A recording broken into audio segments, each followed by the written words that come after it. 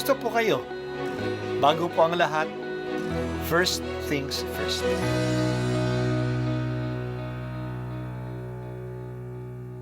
Good morning po. Sinisimulan po natin ngayon ang first things first. At dito po, tinatalakay natin sa unang bahagi ng umaga natin ay ang first readings na binabasa po sa banal na misa.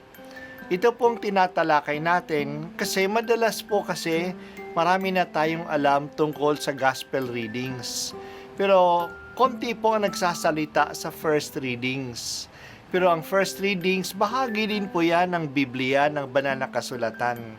Kaya susubaybayan po natin ang mga first readings, basahin po natin at kuminsan kailangan ng basahin ng 2 o 3 beses bago maintindihan kasi hindi po tayo familiar sa mga istorya at sa mga kaisipan na tinatalakay dito. At ni Propeta Isaías, nakatanaw ng isang malaking liwanag ang bayang malaon ng nasa kadiliman, na manaag na ang liwanag sa mga taong namumuhay sa lupaing balot ng dilim. Iyong pinasigla ang kanilang pagdiriwang, dinagdagan mo ang kanilang tuwa.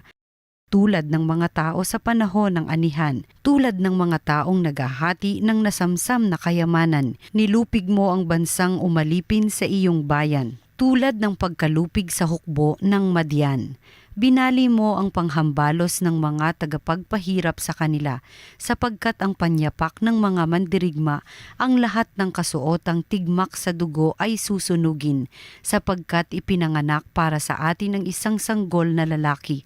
Ibinigay ang isang anak sa atin, at siya ang mamamahala sa atin. Siya ang kahangahangang tagapayo, ang makapangyarihang Diyos, walang hanggang Ama, ang prinsipe ng kapayapaan. Malawak na kapangyarihan at walang hanggang kapayapaan ang ipagkakaloob sa trono ni David at sa kanyang paghahari, upang matatag ito at papanatilihin ang katarungan at katwiran ngayon at magpakailanman. Isasagawa ito ng makapangyarihang Panginoon. Ang salita ng Diyos. Ngayong araw, magsisimula tayo ng 8 araw ng panalangin para sa Christian unity. Nagkasundo ang iba't ibang Christian groups noong 1908 na magkaisa na magdasal para sa pagkakaisa ng lahat ng mga Kristiyano taon-taon mula noong January 18 hanggang January 25, ang kapistahan ng Conversion of St. Paul. Malaking iskandalo sa mundo na ang mga naniniwala kay Kristo ay hindi nagkakasundo. Ang pakikipagkasundo at pagkakaisa ay hangarin ni Kristo para sa lahat. Ipagdasal natin ito. Tuwing 3 linggo ng Enero, pinagdiriwang sa buong Pilipinas ang kapistahan ng Santo Niño. Ito ay ang batang si Jesus na itinuturing nating maghahari sa atin. Ang larawan ng Santo Niño ay ang larawang ibinigay ni Ferdinand Magellan kay Reyna Juana nung siya ay binyagan. Kaya tuloy, ang Santo Niño ay naging simbolo ng ating pagtanggap kay Jesus, ng ating pagiging Kristiyano. Masaya itong ipinagdiriwang sa buong bansa. May mga kilalang pagdiriwang ng Santo Niño tulad ng sinulog sa Cebu, ati-atihan ng Aklan, dinagyang ng Iloilo. Ang pahayag ni Propeta Isaías ay magandang paglalarawan ng papel ng Santo Niño para sa atin.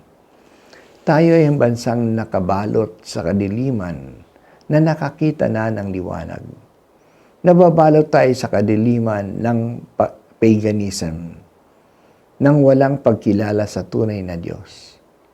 Dumating ang liwanag ng pananampalataya sa atin, at tayo'y natuwa.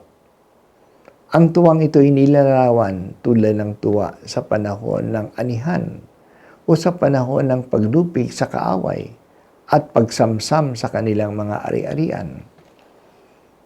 Nagtagumpay na ang bayan. Binali na ang panghambalos na nagpapahirap sa kanila. Tapos na ang digmaan.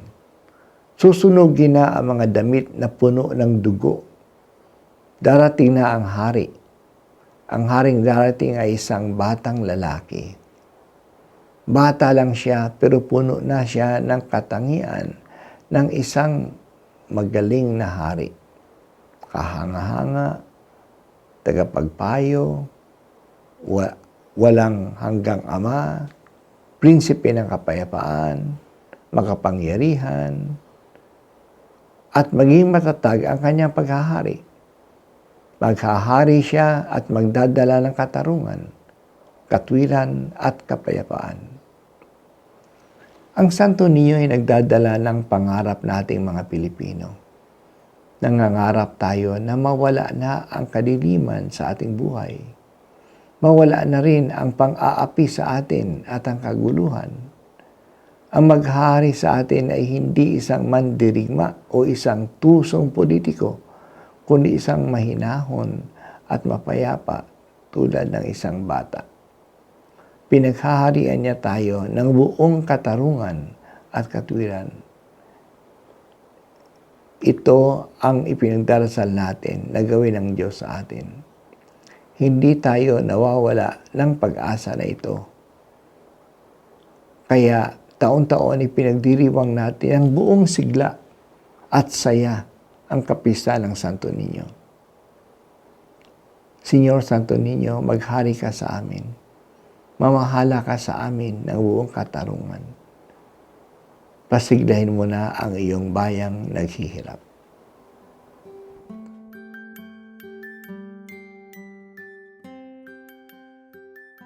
At ako po ay si Bishop Broderick Pabilio dito sa First Things First.